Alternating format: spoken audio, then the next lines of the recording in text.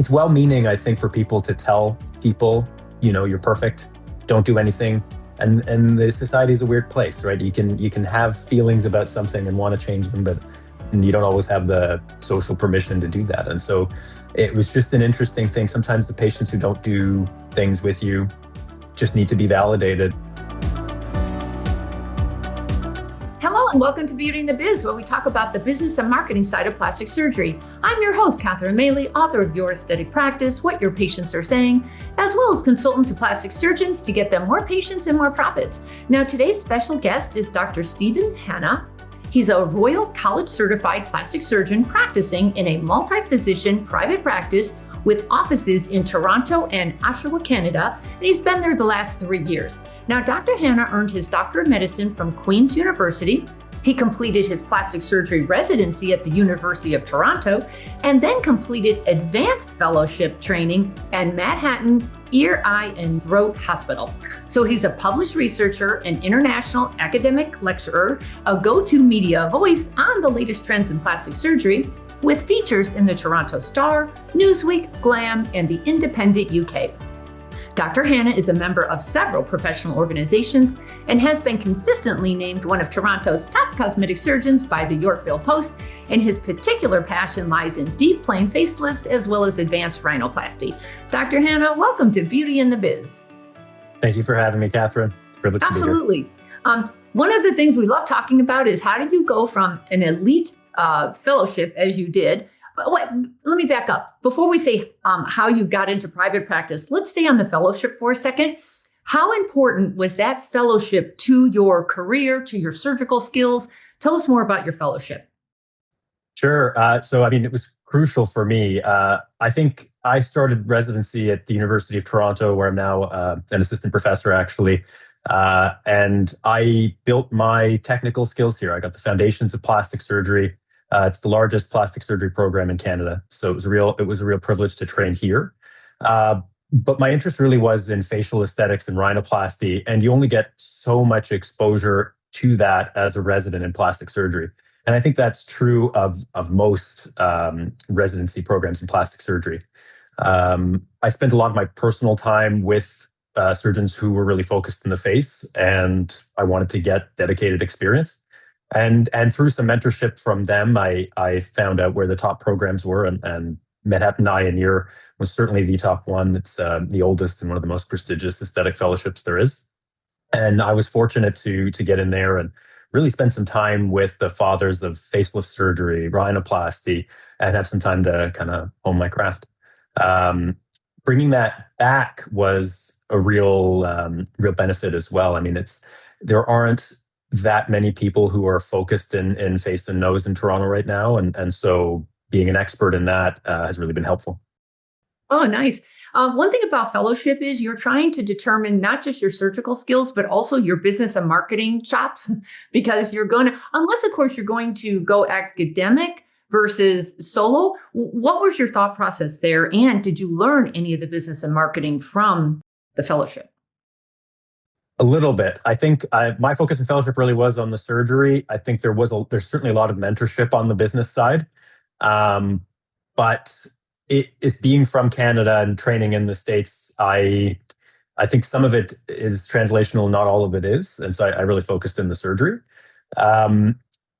There was a lot of guidance that I got that helped me get set up and find the right place. I've known my partner, Dr. Ford, who you know as well, for some time. And so coming back with him, I certainly got a lot of the practice management and the business side from him over the last few years. And that's certainly one of the benefits of joining a mature practice rather than striking it on your own. That's actually a really big pearl. If you're planning on partnering with somebody else who already knows the business and marketing side, that's almost a shortcut, because then you can focus on perfecting your surgical skills. Otherwise, you have to do all three at the same time. You have to get really good at surgery. Then you have to get really good at opening a practice and leading the team and all of that. So good for you. I mean, was that all mapped out, or did that happen by accident? Loosely. As I say, I've known Derek for a long time, and we chatted before I left for fellowship about the possibility of doing something, and then we sort of crystallized everything while I was away. And it's been great. Oh, that's fantastic. It isn't always great, you know. It sounds like you two have known each other a long time. I think that's super helpful. Obviously, you probably share the same values. I find that to be the most important, that the doctors are both on the same page, or all doctors, regarding your vision and whatnot. Was all of that mapped out, or how did you vet each other to see, are we sure we're going to do this together? And what kind of arrangement did you set up? I think you can never know really. I think we had many conversations. We do have some similar values for sure. And I think, I think you can't know how everyone is going to handle every situation. And we've had things we disagree on, and that's normal. But I think I just needed to know going into it that he was a good person, that he would be generally fair to me, and vice versa, I think. Because neither of us, he'd not have brought someone on before, and I'd not worked with someone before. It's not as common in Canada as it is in the States. And so we figured it out together, I think quite well. I think we're quite happy. Um, but it really was just that sort of broad strokes. Can I troubleshoot with this person, right? When we disagree, how are we going to do that? And the rest of it kind of came together as we went. Now, another complexity is his wife also is a physician there. And Sure. there's another And so physician. is mine. So Wait, my wife is an OBGYN. She does labiaplasty with us. oh my God, you guys win. I've never had a husband and wife dual team. Oh my gosh. Oh my gosh. Yeah, How is that going? it's been okay. It's not really been an issue. It's nice to have people. Everyone's kind of focused in their area of interest, and so it's nice to have people to rely on who do things that at a high level, right? So Derek's wife is an expert breast surgeon. Derek and I do a lot of face, nose, eyes, and certainly the other, a little bit of breast and body as well. And Megan does a lot of the gynecologic surgery, and so you've got people who've got their silos. Oh my goodness. So is it a dictatorship? Are you all kumbaya and meeting every Friday for lunch and chit-chatting about the business? How are you all making decisions? For the most part, Derek and I are full time there, so we're spending the most time talking.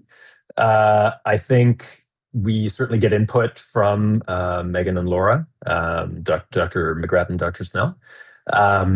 But it's very democratic, I would say. It's certainly not a dictatorship. I think it's very respectful, and it goes back to what I said earlier. I think it's just how you going to can you work through problems with someone?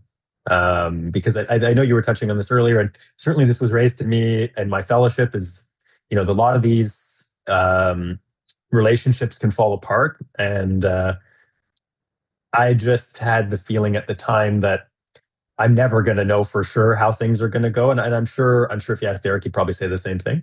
You can't plan for every possibility, but if you just know that you can work with the person when things are not working well, and that you'll generally be fair to each other, it works. Yeah, I agree. Now, the way you're set up, though, you have a very nice, if you're doing it, a very nice cross promoting of services, because a cosmetic patient who wants to look good also wants to feel good, and you're covering an awful lot of her concerns. Sure. Are you really good at making sure the visiting patient knows all you offer? We do our best. Yeah. So we certainly have sent patients to each other for our areas of expertise. We sometimes operate with each other. It's less frequent, but we sometimes will if someone has concerns that overlay, then it works well. We can do that. And I mean, I would say, are not pushy. I think we do our best to let the patient drive things. But where they raise concerns that someone else manages, we're happy to send patients around to each other. Yeah, I've lectured in Canada, and you people are the opposite of pushy. Holy cow, you are very, very quiet about everything. God forbid if you have to market or promote anything there. And I've had to learn to be very strategic in Canada. You are not America for sure. Like here, we will scream from the rooftops, and there it's like a secret. Everything's a very quiet little secret. I think there's some things we can learn, but it's probably a bit of a cultural thing too. Yeah, true. Are you all cosmetic or some of you insurance, or where's insurance fit into this? Our practice is entirely cosmetic. Oh, good for you, So, because Canada so really pushes that. yeah, well, so our practice is entirely cosmetic. I think Dr. Snell and Dr. McGrattan both work at hospitals Okay. for a large part of their time, Okay. and that is covered by the government. But everything they do at the practice would be cosmetic. And what about non-surgical? Is that an important part of your practice, the med spa type services? Absolutely. I mean, for me in particular, I enjoy. I think it's being interested in the face. I think non-surgical is an important component because it can either you can address things that you can address in surgery, or there are patients who are not ready for surgery, not appropriate for surgery, who are more appropriate for those services, and that's something I find interesting. It's an interesting part of the mix. So I do a full range of injectables. I'll do laser. And that's primarily where I focus non-surgically. And then I'll sometimes pair that with facelift surgery or eyelid surgery, depending on what the issue is. Hello, it's Catherine. If your practice feels busy but you're not seeing the growth you expected, there's usually a reason, and it's often something small that's quietly costing you revenue. That's why I offer a practice growth review. Now, in this call, I'll take an objective look at your patient flow, conversion process, and retention strategies to identify where opportunities may be slipping through the cracks. You'll walk away with a clear picture of what's working, what's not, and the few changes that could make the biggest difference. If you'd like an unbiased set of expert eyes on your practice, simply visit catherinemaley.com to schedule your review. Oh, I guarantee if somebody gets to know you on the non-surgical side and they really like your work and they like you, I guarantee they'll go up the ladder when they're ready for surgery. They'll think of you. You'll be top of mind. It's whoever grabs that relationship first often wins. But then you have to retain it too. You can't just meet them in 10 years and then hope they come back, for surgery when they're ready. You just have to maintain that relationship. But kudos for you for noticing that patient will evolve. Sure. It's just nice to be there for people, help them with their concerns at the time. And then as you say, maintaining that relationship, taking care of people over the long term is important to us. And we've been fortunate to have that as a part of the practice. How big is this team over there? I think it's bigger than I think. How many people? Well, there's the four physicians. We've just brought on Isabel Middleman, our fantastic PA, who actually also trained at Manhattan Eye and Lenox Hill. So I'd spoken with her while she was there, and she happened to be moving to Toronto, and so we brought her on. So she does some of the non-surgical. We have an esthetician, Carolyn Watson. So she does a lot of the non-surgical energy devices. And then we've got, I believe, 6 administrative staff, and then the operating room has a number of nurses and working in it. How great is it to have your own OR? It is life-changing. It's nice to, I've operated elsewhere. I've operated in the hospital, and there's just nothing like having the same team, the same excellent assist every Thursday, and Thursday's my day. It's just predictable, it's high level, and also just nice on the personal level. I mean, everybody, it feels like home. Oh, you're so lucky to have that. Congratulations. Yeah. Any staff tips or tricks for keeping everyone motivated and energized and focused? I think that's been I've definitely said that over the past few years. The hardest part has been figuring out the HR. I've been involved in some of the hiring and some of the difficulties as well in discussions. And I think, it's the same thing I said when we were trying to decide on partnership is can you work with the person? Are they intrinsically someone who is motivated? Those are, because everyone puts their best foot forward in an interview.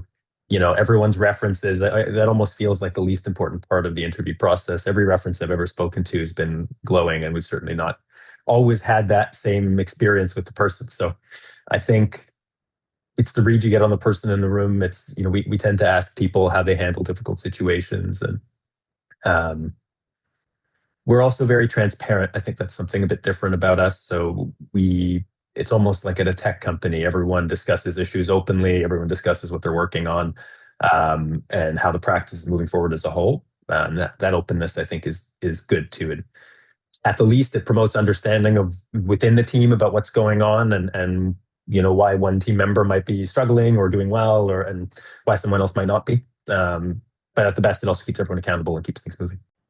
Do you have regular staff meetings? We do our best. If I'm being honest, I would say we have semi-regular staff meetings, and they're always productive when they happen. But it's a busy place with, as you've said, a number of people working there, and it can be hard to get certainly all clinicians on the meeting, but even all staff. I mean, the place is busy most days, and everybody's doing something, right? Putting a quote together, meeting with a patient, bookkeeping, whatever it is. So we do our best to organize them, and that has gotten better over time. I will just tell you, those who meet at least monthly, at least. And even if you had smaller meetings with the silos, just meeting in general is everything. It keeps everyone on the same page.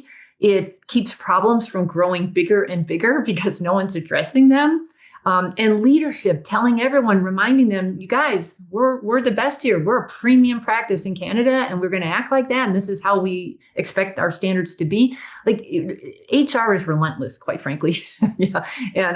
And one of the things you can do is just stay on it.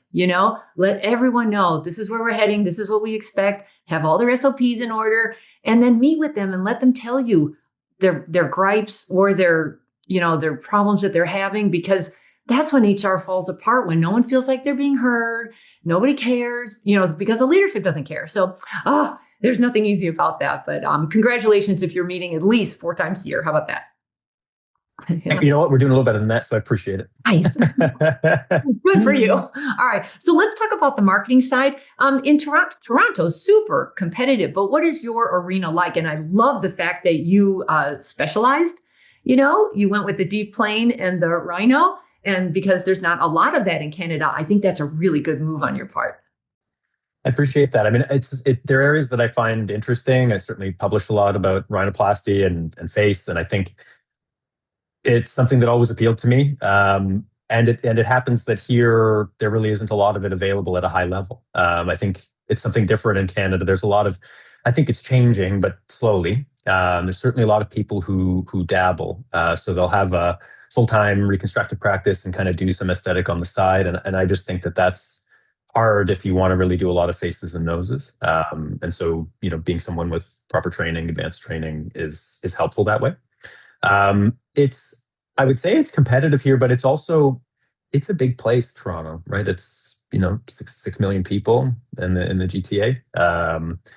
There's enough to go around. I certainly don't feel like there's a negative atmosphere here. And it's funny, you think about New York, where I did my fellowship, people were very welcoming there. There certainly wasn't that. I think everybody's very competitive and motivated and all of that, but I was struck by the fact that there wasn't that sort of cutthroat mentality, right? Everyone just wants to be the best they can be. And I think that's certainly true here as well. Everyone's been very collegial, and everyone's trying to do a good job. And there's plenty of patients to go around. I think different patients are looking for different experiences, looking for different types of surgery, types of surgeon. And so it's been a great experience. What do you find, any new patient trends happening? I know social media affects so many of these things. Do you find the younger people are coming in and asking for specific rhinoplasties? Sure. And those are often interesting conversations. I'd say that's something that I try to do differently. I make it very clear I'm not trend driven, and I do my best to communicate that on social and online, but also at patients' consults, my focus is structural. Patients will ask things like, I want a Barbie nose or a pixie nose. And I'll usually say, well, I don't know how to define that. I have a sense of what it is online, but why don't we just talk about what bothers you about your nose, and we can see how we can change it. My focus tends to be on creating harmony, making something that looks natural. And so going back to what we were just saying, I mean, patients who are interested in that tend to find me. Patients who are looking for something very stylized and perhaps a little bit more extreme either don't, or I tend to refer them out. And I think, that's just how I like to practice. I kind of want to make people who are happy and look natural. I would say there's been a trend in face, for sure, for people to come in younger. And, there's a question of what's the right age for a facelift, right? That's very common. And again, my answer is always structural. It's when do you have changes in the face that I can make better with a facelift? So do you have jowls? Do you have a full neck? And I don't think it's wrong to do, deep neck surgery on a young person, right? I've done that for people in their 20s and their 30s. Some people are born with very, very full, sort of obtuse necks. And for a young male patient, say, having that jawline, having a chin that's the right projection can really, really help. So those may be very young patients who have deep neck or facial surgery. And that's appropriate in my opinion. Similarly, you could have a 45-year-old female patient who has no jowls, barely anything going on in the neck, and you say, well, might be better if you wait. So it's all about what's going on in the face that we can actually change with surgery. And I try to keep it structural and objective that way, and it's just how I like to practice. Well, social media has been super helpful to our industry, but also very, very unhelpful on the other side. Like everything has a yin and a yang to it. But Sure. when young girls are coming in at 40 and they already want a full on deep plane, and I think if you're already upset at 40, wait till you turn 50 and 60 and 70. You're good. I mean, by the way, how many facelifts can you have in a lifetime? I need to know this. I mean, my personal record, I guess I didn't do all four of them, but I did someone's fourth facelift when she turned 80. So she was getting one every 10 years. Um, Is it a big deal? Is there like so much scar tissue that you're trying to get through? it's certainly more challenging, and you obviously can, but you can make big change. It's a longer surgery because there've been more than one surgeon typically in that situation in there, and everyone's technique is a little bit different. Right. But if it makes someone happy and you can, again, just going back to my principle, if you can actually make a change that's worthwhile for them and can achieve what they want, it's appropriate as long as you've got the skill to Curiosity. dissect through all that. Can an 80-year-old have general anesthesia? Sure, as long as they're healthy. I had someone who was over 80 a couple weeks ago. Oh, okay. Well, this is so good to know. Yeah, I'm heading in that direction. Okay. So let's talk about your social media. You've been doing a really good job. You already have 35,000 followers. How much time are you spending on it, and how are you developing all this content? Sure, I appreciate that. Something we work hard on. I think initially I was doing it all myself. So obviously I had help with the actual filming and editing. So I hired someone to help me with that, and he's fantastic. But the posting and the getting the post together was all me.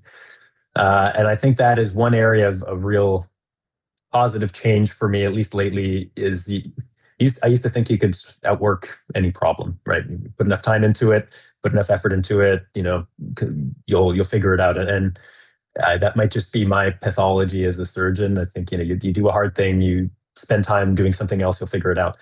But your time is limited and your energy is limited. And so I've recently hired someone to help with scheduling content, putting it out on multiple platforms and keeping it regular. And that's been a real positive change for me, both mentally and I think on the actual performance side of things. But I schedule to actually create the content. I'll schedule regular meetings with my video guy. We meet on the weekends. He takes the video, edits the video, takes notes, and now the social media manager will be involved in that conversation of editing them and getting them ready for posting. And then she manages putting it out and wherever it's going to go. Instagram, TikTok, LinkedIn, all the places.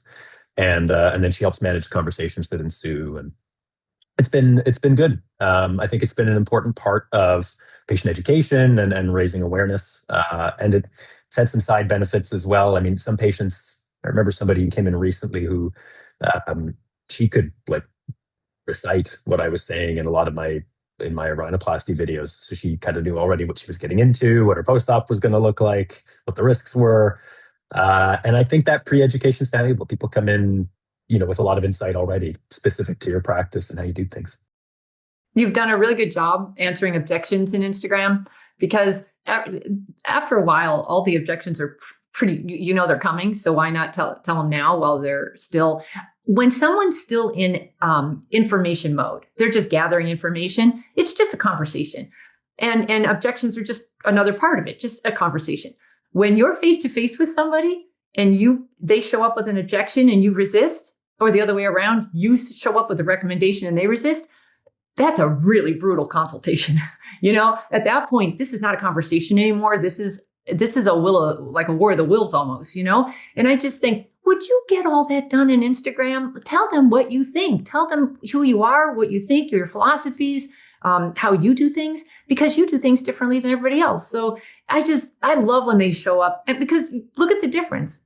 When they show up educated and loving you, now we're back to, it's just a nice conversation, a two-way conversation. You're not presenting, you're not selling, you're not pushing, because they already know you. Right. Right. I totally agree.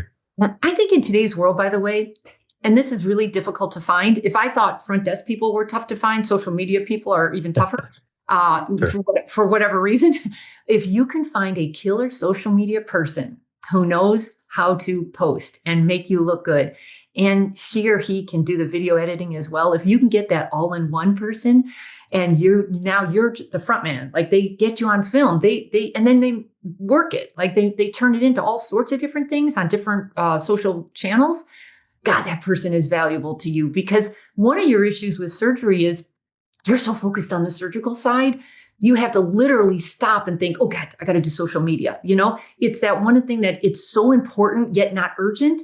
And the surgery will be the urgent. You'll always prioritize that first. And it's just so helpful to have that person behind the scenes saying, hey, let's block some time and talk about content. And like, who's just keeping it top of mind. Do you find that? I don't know how you guys have time to do all this social media, quite frankly. So I don't either. And yes, I have found that. I mean, having her, so she's just very active. It's fantastic. So she'll text me, and I'll scrub out, and I'll get a text, and it'll say, "Oh, respond to this person. Create a video response if you have a minute."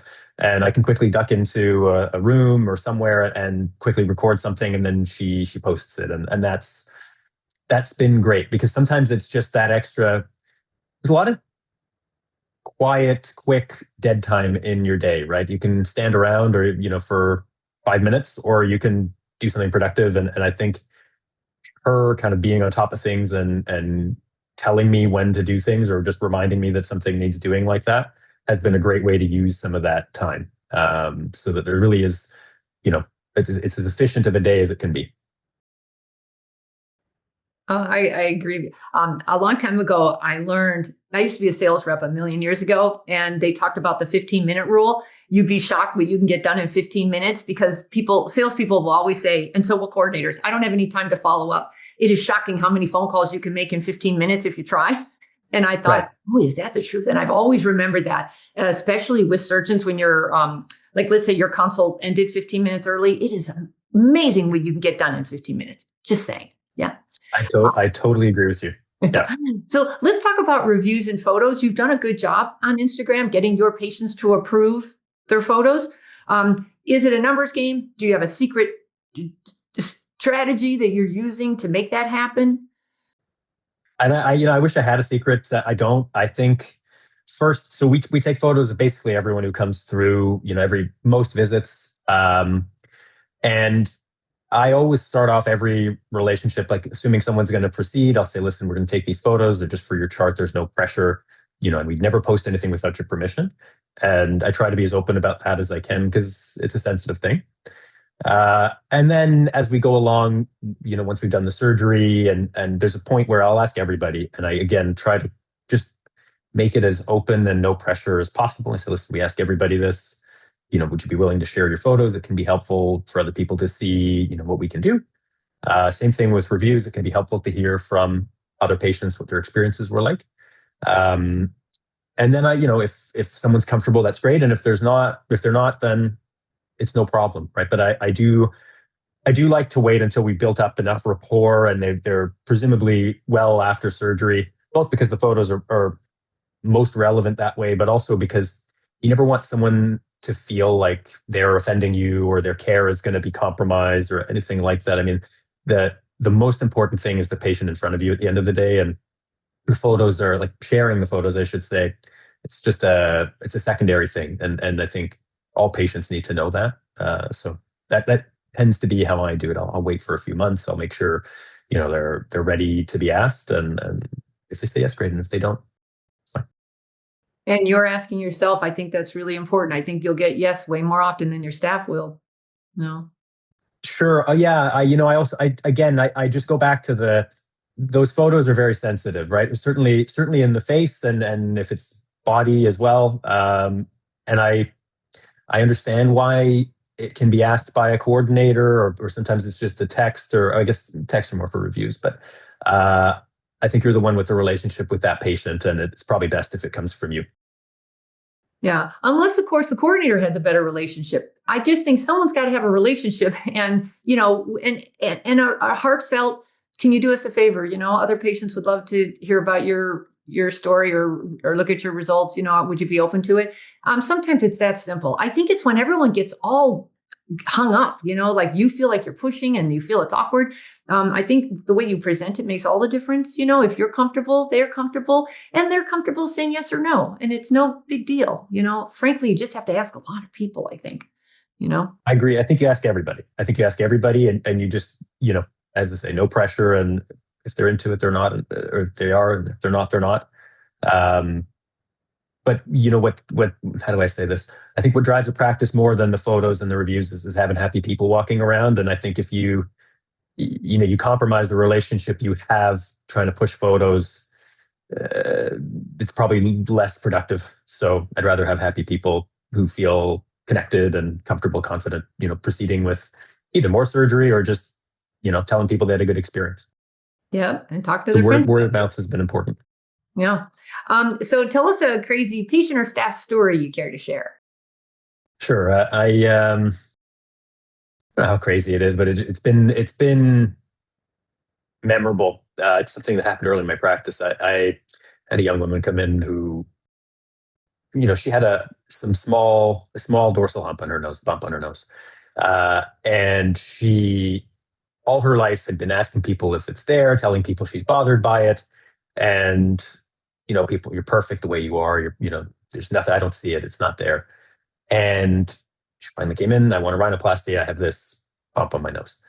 Everyone in my life tells me it's not there, right? And so I try to start all those visits whenever I'm going to opine. I'll usually say, listen, I'll go my whole career without doing surgery someone needs. It's something you want. And everything I say is meant to be objective so we can discuss. There's nothing wrong with you, certainly, but we have to be able to talk about what we're looking at. And so I said that, and I said, listen, there is a small bump there. It's not, significantly different than someone else. It's there. But I wouldn't say that it's stigmatizing, but my opinion doesn't matter as much as yours does. And she broke down, and I'll never forget it, because all her life it was just, no one had validated this Wow. concern. So just giving her permission to kind of say, hey, yeah, there is a bump there. So what? Are you actually bothered by that? Right. And that was, of course, the next question. Got her box of tissues, we settled down. I said, okay, so it's there. I can do these things about it. The recovery is going to be this long. Is that something you actually want to go through? And she said no. But she was happy, right? She left happy. She sent me a number of patients. And I think it's well-meaning, I think, for people to tell people, you're perfect, don't do anything. And the society is a weird place, right? You can have feelings about something and want to change them, but you don't always have the social permission to do that. And so it was just an interesting thing. Sometimes the patients who don't do things with you just need to be validated. And as I say, she sent patients, and it struck me. That is so crazy. Working with the public is a whole training session on its own. I do a lot of coordinator training, and that's why you have to you're trying to figure out the patients. How odd that she thought she had a problem the minute you said, yeah, you do have a problem. She said, oh, okay, I'm good now. That's odd. You just don't know. It was obviously a longer interaction, but yeah, right. Like she just needed the permission to see it, feel it. And then I think that stumbling block of, is it even there, was gone. The question then is, do you actually want to do something about it? Yeah. And if you don't, then maybe you were thinking to do something about it for someone else, which is it's one of those red flags we talk about, right? What's your motivation for the surgery? And in this case, it's not that there's someone standing over her shoulder telling her, you need to do this. It's just that she couldn't get past the fact that it was there, and she knows it's there, but it's almost like gaslighting, right? Again, well-intentioned gaslighting. Certainly not everyone needs surgery, but That's so crazy. Tell us something interesting we don't know about you. Quite frankly, the most interesting thing were two married people, two couples in the same practice. I think that is unbelievably interesting. But do you have anything else other than that? Because that's pretty big. Well, well, thanks. We, as I say, it's been good. But my wife and I have a 1.5-year-old son, and he has certainly been the focus of our lives. It's been interesting to be in practice together, but also to be raising this perfect little guy together. It's been a great time. Oh, congratulations! And he's at that really, really cute age where He's he's not perfect. like a terrible two yet. He's like so chubby and fun and cute. Oh my God, how adorable! I hope I can see him on Instagram pretty soon. Huh? I'll work on it. We're working on. I've been hesitant to post him because I want him to have that option for himself in the future. Mhm. But maybe one day. Oh, I hope so. All right. Everyone, if you want to get a hold of Dr. Hanna, the practice is called fordplasticsurgery.com. But your Instagram is at Stephen Hanna MD, StevenHannamd. Yeah. Any other place they can get a hold of you, or would that work? No, that would work. Yeah, and we check those messages and get back to you relatively quickly. Well, thank you so Same much. handle on TikTok as well. Oh, you're in TikTok. Has TikTok been beneficial for you? It has. It's something that I neglected initially, but the social media manager felt was important, and it has been good.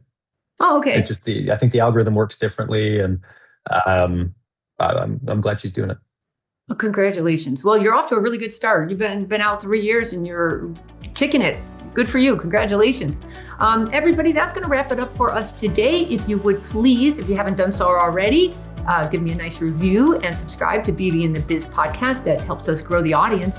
And then if you've got any questions or feedback for me, please leave them on my website at katherinemaley.com, or you can Instagram me at katherinemaley.MBA. Thanks so much, and we'll talk again soon. The fastest way to success is to model other successful surgeons who have what you want, but you can only see their results, not the path they took to get there.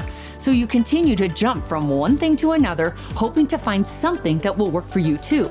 But it rarely does. So try this shortcut instead. It's guaranteed to move you forward. I compiled my intellectual property to grow cosmetic revenues, everything I've gleaned over the years, into one playbook of the most successful practices and what they do to win. Go to cosmeticpracticevault.com and let's grow your cosmetic revenues.